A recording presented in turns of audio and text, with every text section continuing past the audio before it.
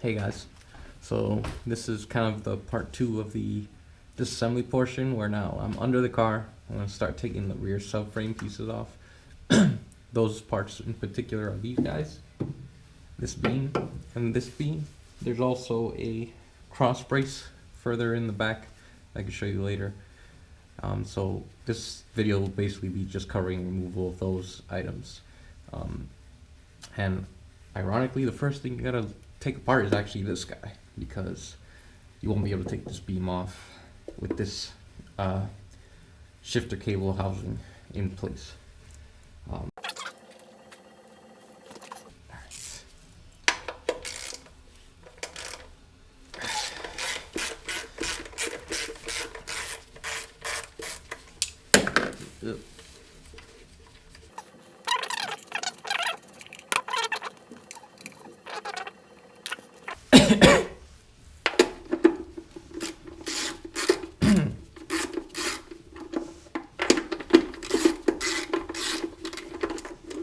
There you go.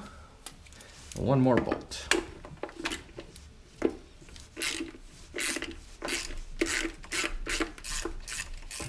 I'm gonna have to chase this one with a tap. Feels funky. Even the threads look funky. Alright, so that removes the housing for the shifter cables. I like to put the hardware back either on the unit or that you're taking it off, or on the unit it came from. So I'm gonna just leave it with the housing. There's now an additional 3 bolts. I think they're 12mm bolts, while those were 10mm, so I'll swap over to the 12.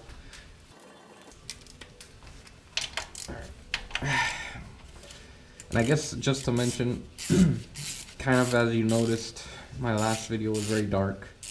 So what I ended up doing was reinstalling everything. I actually had the whole car apart. Well, all the parts I needed to take off were done. But then I looked back at all my footage that I did, and it was very dark, as you saw in the first video. So what I ended up doing was saying, alright, well, I'm going to put everything back together. So you might find that I'm taking some of this stuff off a little quicker or easier than you probably will notice when you're trying it, because I didn't torque everything, I just tightened it hand tight so that it's, you know, not a pain in the ass to take apart again. But at least it kind of shows you, at least it lets me show you guys the tool that I use to get to that bolt, and then you have a better idea of what to do. So this is like a 3-inch extension with a 12mm deep socket. So at that point now, this is loose. I can't really throw this on easily, these 3 bolts, so I'm going to put them back with the cover, and that completes loosening that hardware up. I guess for now, I'm going to focus on taking this apart. I got here a 14mm socket. Yep. And basically a 1/2-inch drive, just to give me good torque. This is probably overkill. You could maybe get away with a 3/8 inch drive, but either way, it's nice to have a 5/8. I mean a 1/2 inch with a lot more. What do you call it? I guess girth.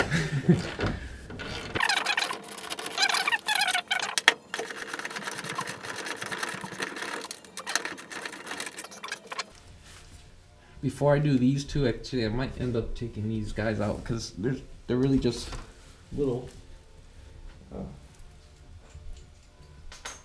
tiny nuts.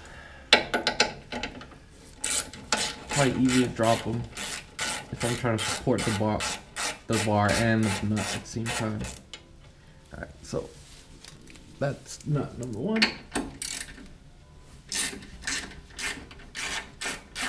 And then this is nut number 2.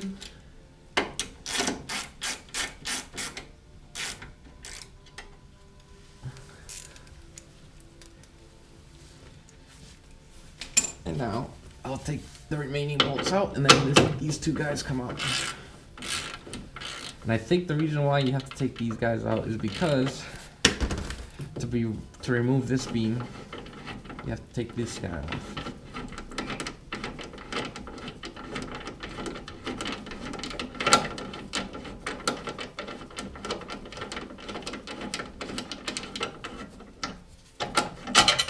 Alright, so that beam's out. And now the last beam.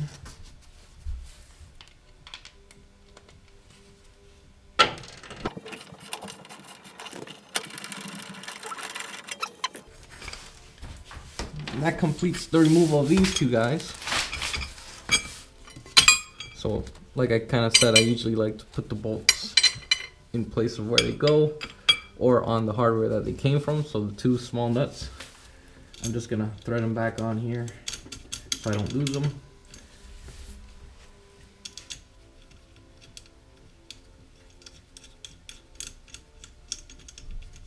Alright, so that concludes loosening the shifter cables.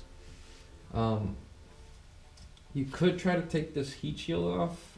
It doesn't really tell you to remove it, so I'm just gonna leave it. But the first time I did it, I actually took it off just so I have less things in my way. But now that I'm looking at the beam, it looks like it could stay on, since the beam comes out this way, away from you guys and towards that direction of the car.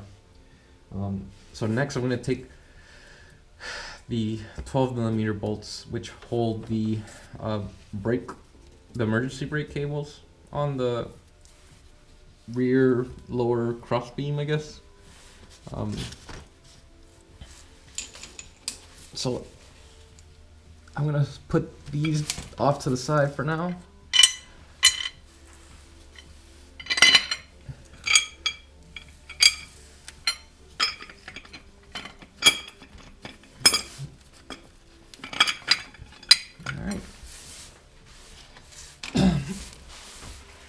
So, I believe these are 12mm. Yeah, you probably can't see it because I'm not pointing the camera to them. So, yeah, this cable here is the cable for the emergency brakes. There's basically 1, 2, and then on the back side over here, a third attachment point. Once you take those off, this is separate from everything else. Actually, you might not need to take this guy off. You might be able to leave that one, but you definitely need to take this guy and this guy off. So I'm gonna try to reposition the camera. This guy.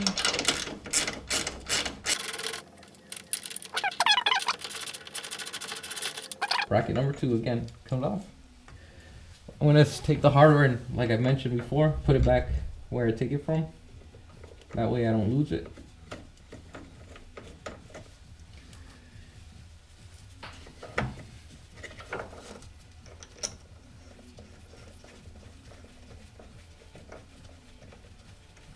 Try to thread it in a couple turns, that way it can't just vibrate off or anything like that.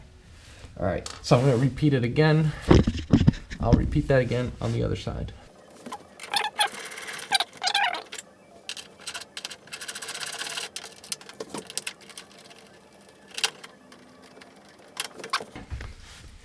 So, next thing to work on is removal of this bottom piece. It's secured by 4 17mm bolts, and then I think there's 6 14mm bolts that you got to take off, and then this can drop out. So this should be 14 mils. So I will do this guy.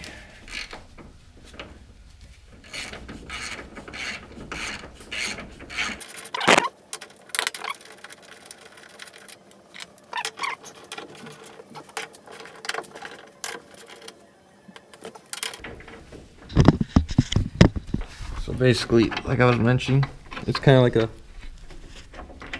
symmetric setup. So I'm just taking this bolt out next.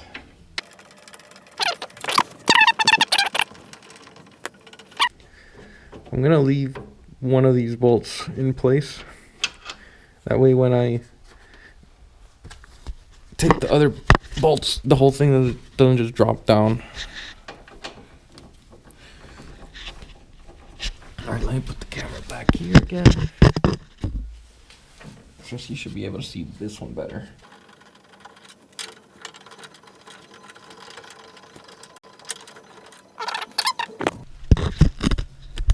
Now I can focus on removing the 17mm bolts and nut.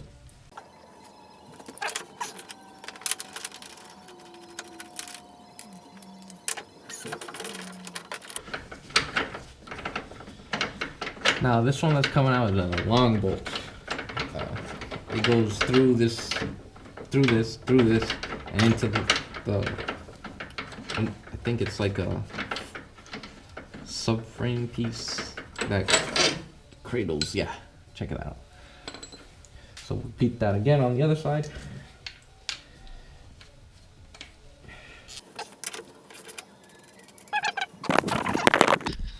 So I'm gonna leave this nut in place just like the other side or the lower side. It doesn't just fall on me when I remove it.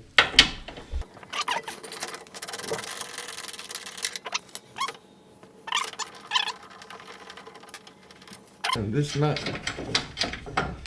and it's actually not that heavy, so I wouldn't freak out about this falling and hurting you. There you go. And that is off. So like I mentioned, I'm going to try to throw these bolts back in place.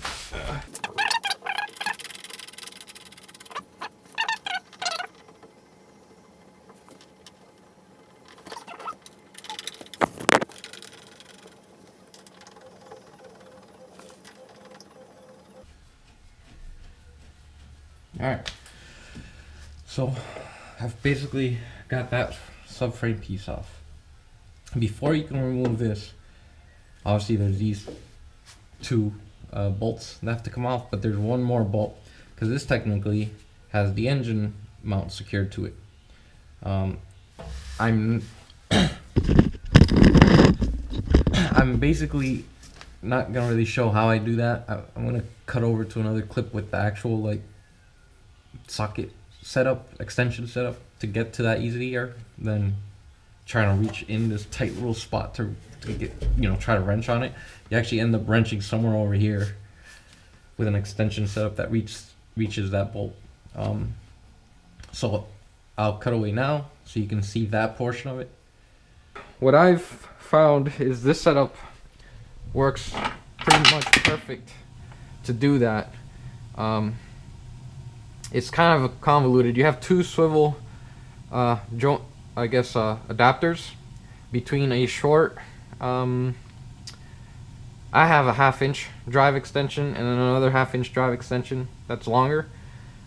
This places your wrench right, if you look at the setup here, it basically places your wrench right at the entry point of the opening.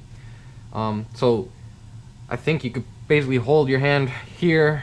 With one hand you could hold this while you have the wrench on the other and you loosen it, and you're basically kind of applying constant pressure in this direction to keep the socket on. Once you break it free, you can pretty much throw a like an electric impact wrench or something and loosen it the rest of the way instead of having a wrench on it manually. So basically now we're going to remove these two bolts, and that should allow this subframe piece, the front subframe beam, to remove by dropping down and going to the left.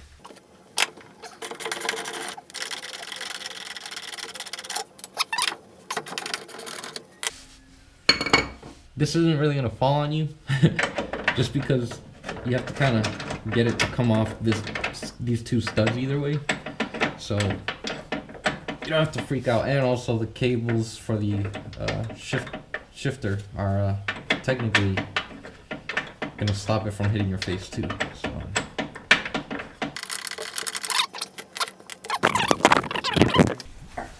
So you're basically gonna pull this down now.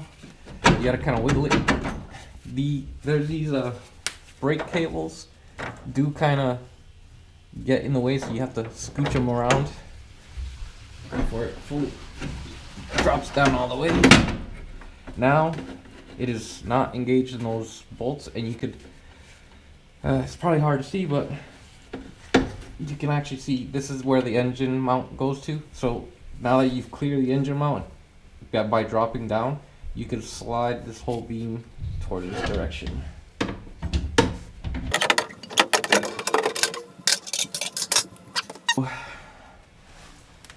We can throw this nut back on so we don't lose it, and the bolts I will put with the beam. Actually, I might be able to, I forget, I could thread them back up. So let me do that.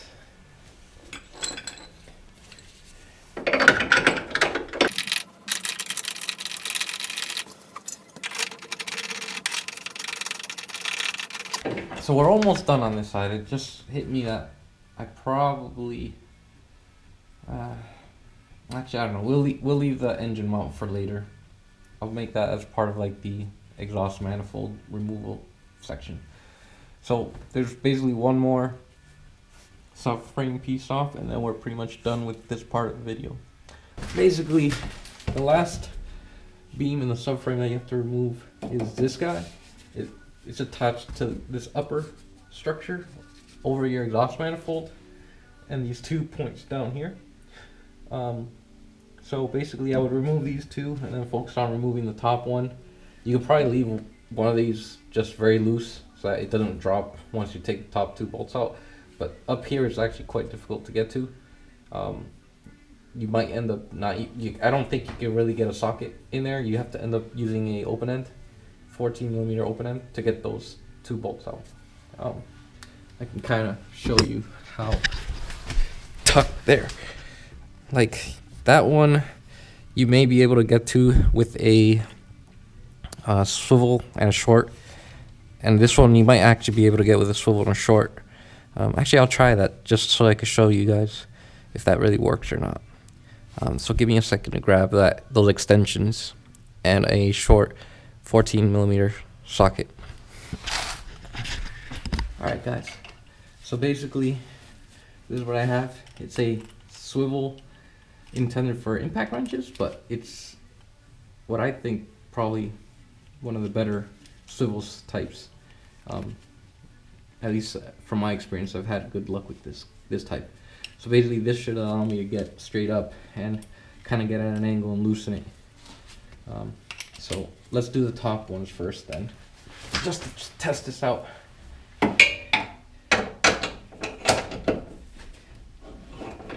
Yeah, that one worked.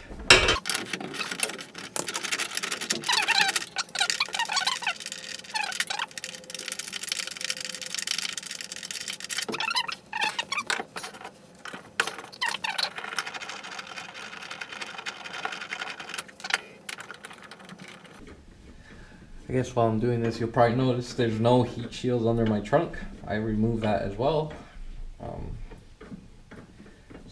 So this will look a little different. Obviously, if you have a stock car, this exhaust and the catalytic converters will be much bigger, have heat shields on them, and be heavier. So definitely use 2 people to remove the exhaust in particular, because that's like 40-something pounds. So you don't want that dropping on your face, that's for sure.